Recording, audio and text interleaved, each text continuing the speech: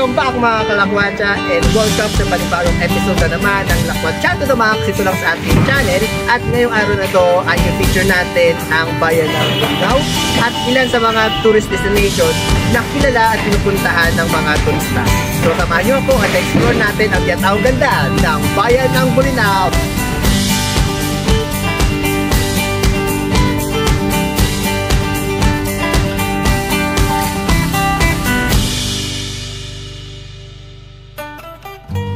Ang Bulinaw ay kilala sa maraming tourist spot na paniguradong kahuhumalingan ng mga beachgoers at mga turista. Hindi mo pwedeng baliwalain na isama sa iyong bucket list. Ang bayang ito ay isa lamang sa bayan ng Pangasinan na pinagpala sa mga likas na yaman. Kilala rin ito bilang Giant Clam Capital of the Philippines.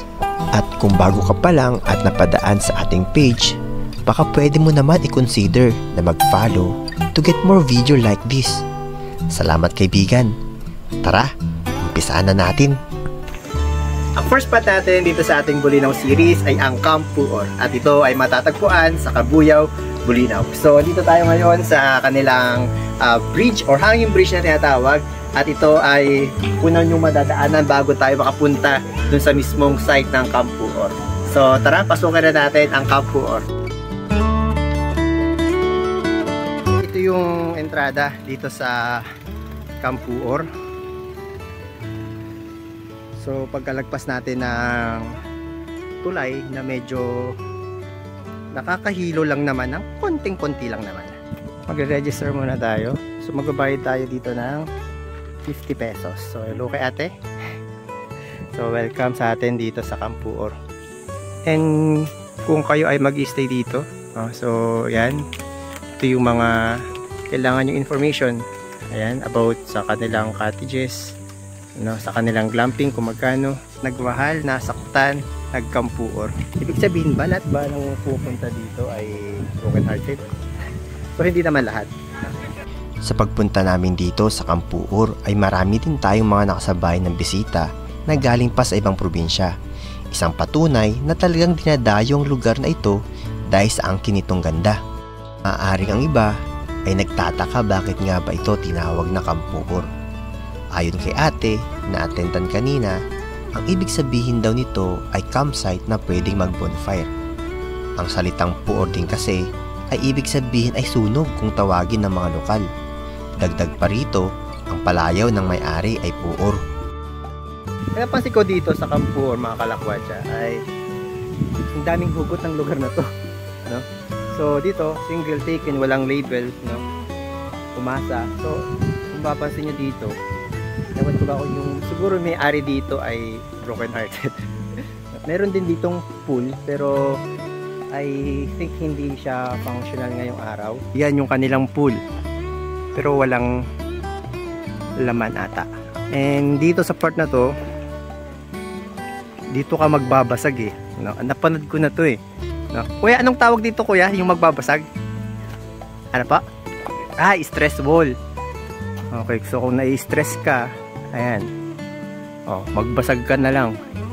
Imbis na buntun mo sa iba yung galit mo, so sagot ka na ng stress ball mga kalakwatsa. Magkano naman kuya pag magbabasag ka? 10 pesos ang isa. 10 pesos lang, nakapaglabas ka na o nakapaglabas ka na ng iyong stress, no? Maganda yan. Dito marami pa rin mga glamping. Kaya naman kung gusto mong mag-relax at mag-disconnect sa ingay ng mundo, perfect ang lugar na ito at presko ang hangin dahil na rin napapalibutan nito ng mga puno ng nyog. Tamang-tama ito para sa pamilya, kaibigan at kahit sa nag-iibigan. Malay natin, dito mo pala mahanap ang forever mo. Para makapunta sa susunod nating destinasyon, ay bumiyahe tayo ng 35 minutes at naglakbay ng 14.6 km para makarating dito sa Cape Bulinaw Lighthouse. Ito ay iconic dahil pag sinabing Bulinaw, papasok agad sa isip mo itong lighthouse. Dahil ipinatter ang disenyo ng lumang fasad sa formang lighthouse.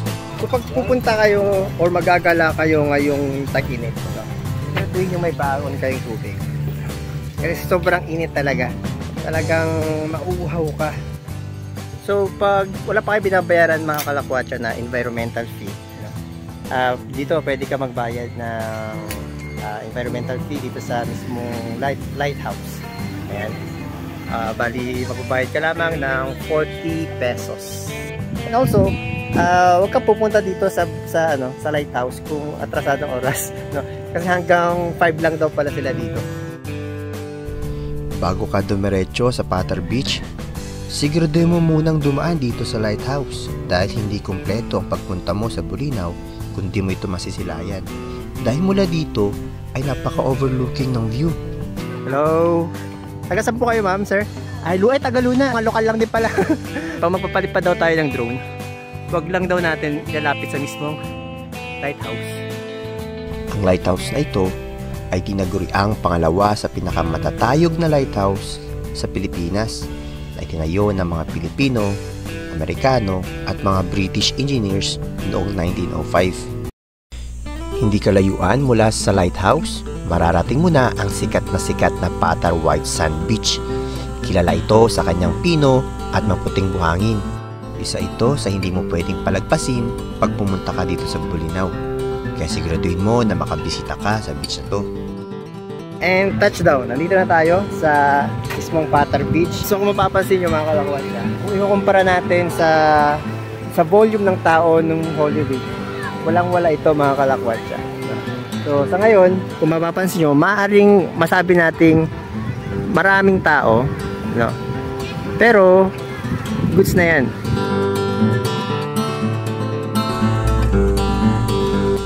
Para makapunta sa Patar Beach, mula sa bayan ng poblasyon, kailangan mo maglakbay ng 26 kilometers at tatagal ang travel time ng 26 minutes. Mas ma-enjoy mo lalo ang beach kung hindi ka makikipagsabayan sa dagsa ng mga tao, lalong-lalo na tuwing peak season. Dahil dinudumog talaga ng mga tao ang lugar na ito. Sino ba naman ang di mahuhumaling sa ganda ng dagat? Ang huling spot para sa ating Bolinao half-day tour ay ang Bolinao Causeway malapit sa El Pescado Resort. Dito na kami nagpalipas ng oras habang inaabangan ang ganda ng paglubog ng araw. Kung ikaw ay napagod at nagutom sa inyong biyahe, pwede ka dito magpalipas ng oras at enjoyin ang kanilang street foods. Dahil madaming mga food stalls na pwede mong pagpilian depende sa kung anong trip mo.